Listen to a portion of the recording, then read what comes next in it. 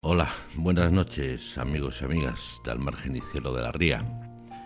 El programa que vamos a hacer hoy es un programa que ojalá nunca tuviésemos que hacer, porque es un programa que trata sobre terrorismo, sobre muerte, intereses, sin razón, petróleo, dinero, sufrimiento, y es algo que nos gustaría que se erradicase del mundo.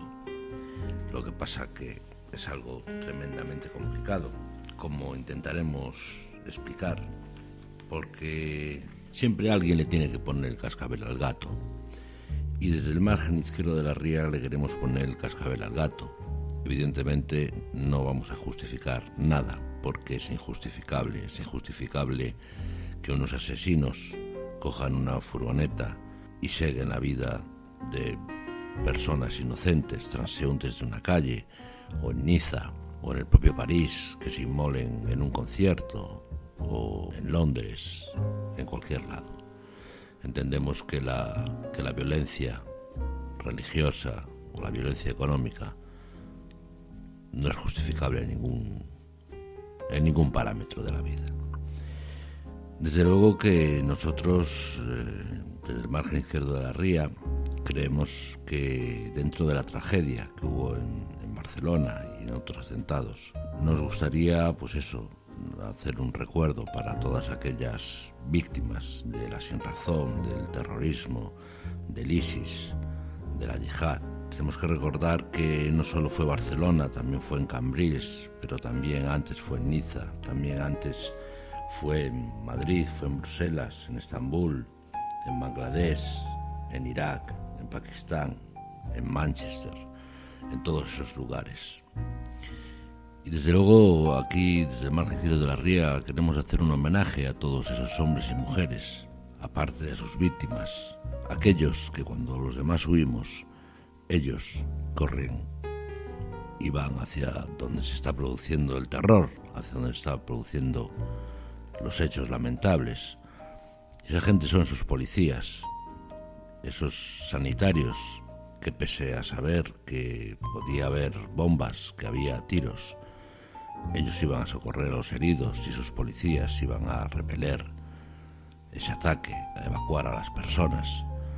Esos bomberos, también acordarnos de esos vigilantes de seguridad, de los que nadie se acuerda nunca, pero que permanecieron en sus puestos en el transporte público de aquella zona mientras ocurría todo esto.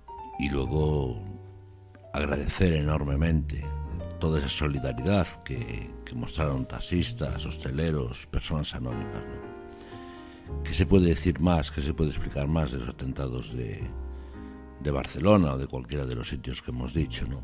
Son terribles, terriblemente horribles, pero queremos poner el cascabel al gato, porque todo esto no surge porque se juntan 4 y deciden matar a infieles. No, todo esto tiene una historia, y una historia que tiene pasado, presente y no sabemos si futuro. Esperemos que no, pero las cosas hay que llamarlas por su nombre y decirlas por su nombre, ¿no? Cuando empezó la guerra afgano-soviética, allí por el año 79, la CIA se encargó de reclutar a combatientes y entrenarlos en campos de entrenamiento. En Pakistán entrenaron unos 35.000 combatientes y los armaron, y uno de esos 35.000 combatientes era el desgraciado de Osama Bin Laden, que después sería el fundador del grupo terrorista Al-Qaeda. Pero no nos olvidemos que todo esto fue financiado por la CIA y por el gobierno que nutre a la CIA.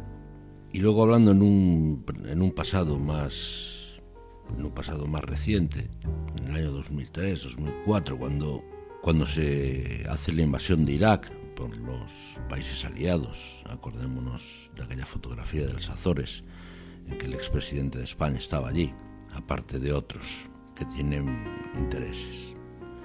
Pues en ese año 2004, cuando las tropas aliadas vencen al régimen de Saddam Hussein, lo primero que hacen es desmantelar al ejército y a la policía, algo que conlleva a que se creen grupos de resistencia armados contra la invasión. Estos grupos se juntan personas de diferentes creencias y de diferentes visiones.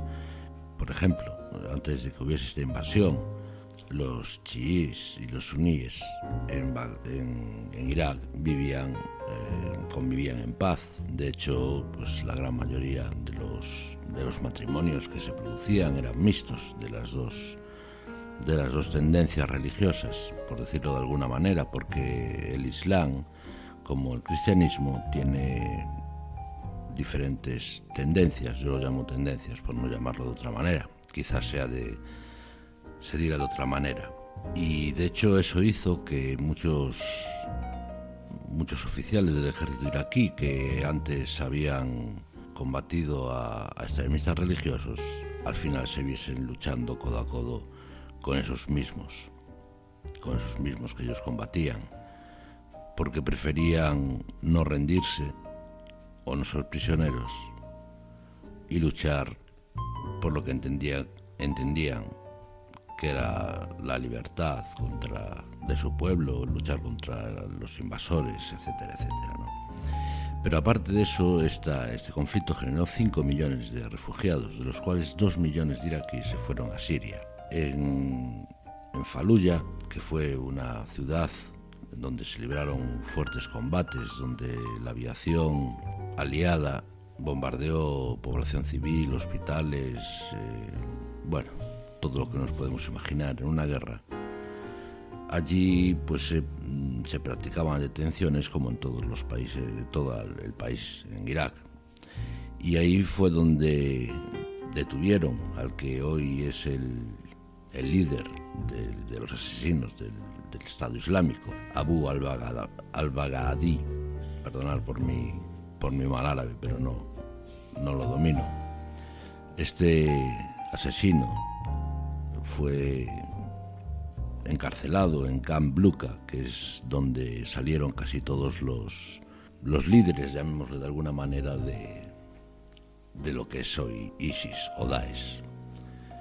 En esos campos evidentemente se torturaba y se interrogaba y se hacían todas esas cosas que después nos avergüenzan a los occidentales y que los ciudadanos de a pie pues no las vemos bien, pero tampoco podemos decir mucho más allá, ¿no?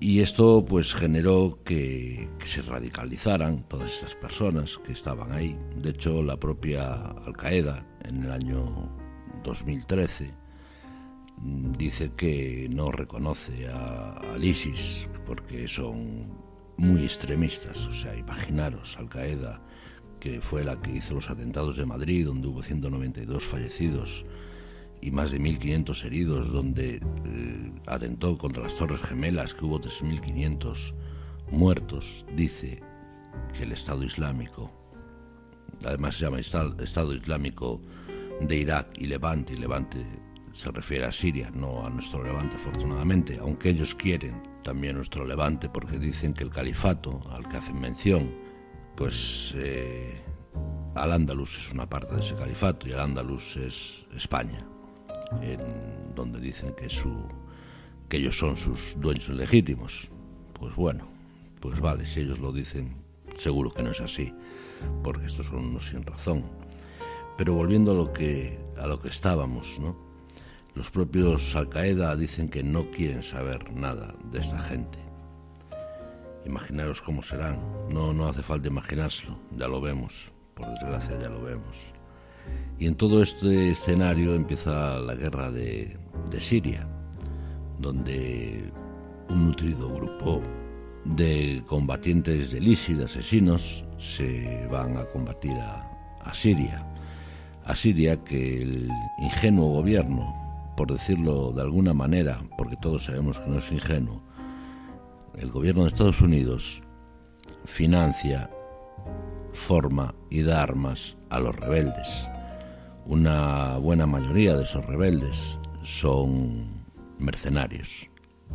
Otra parte son del ISIS y otra pequeña parte son población que en un principio luchaba contra el régimen contra el régimen de Bashar al-Assad, que es el presidente de Siria, que por cierto, mientras los Estados Unidos le daban a estos personajes armas y dinero, también lo hacía Arabia Saudí y Qatar, porque querían derrocar a Bashar al-Assad, porque allí en Siria hay grandes campos de petróleo, que por cierto 9 de ellos hoy en día los controla el ISIS, y ahí es donde viene ese negocio. El ISIS, y además esto no lo digo yo, lo dicen datos de varias agencias, porque aunque parezca mentira,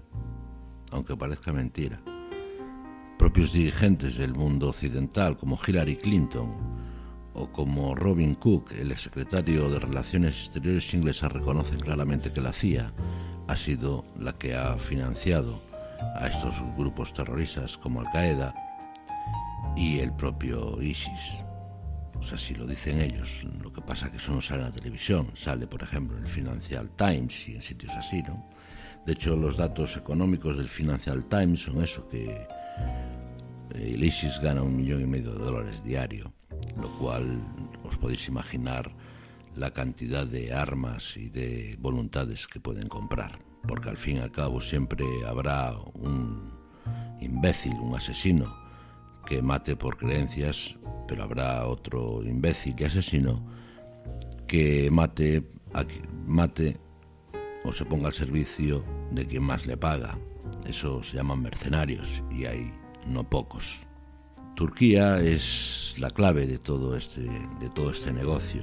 Turquía, con la vista gorda que hace el primer ministro Erdogan, deja que sobre la frontera turca atraviesen diariamente 600.000 barriles de petróleo.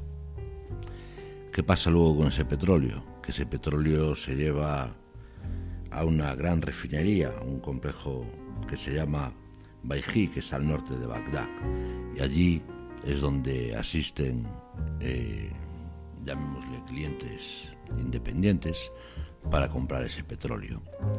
Claro, todo eso va a las arcas del ISIS, y si lo sé yo, este pobre ignorante que está aquí y que lo que hace es documentarse, simplemente documentarse, ¿cómo no lo van a saber los grandes gobiernos?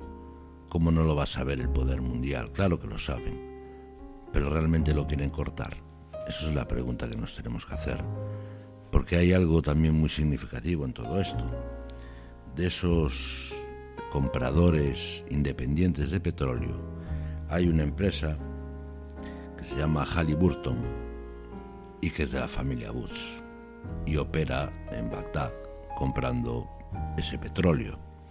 Está demostrado que a través de esas empresas independientes el 50% del petróleo de ISIS que se refina en Irak va a Estados Unidos. Esto es tremendamente vergonzoso. Esta es una realidad que no podemos soportar los ciudadanos, porque al final los que terminan muriendo siempre son o somos, porque nadie está libre, los ciudadanos de a pie. Y todo esto con el consentimiento del interés económico.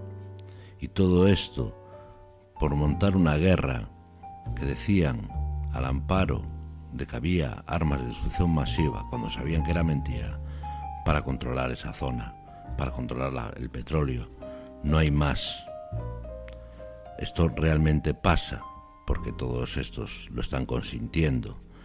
Y están consintiendo y luego se van a dar golpes en el pecho y a llorar y a saludar a las familias y a los entierros de Estado y a toda esta parafernalia que pasa después de que haya un gran atentado, ¿no?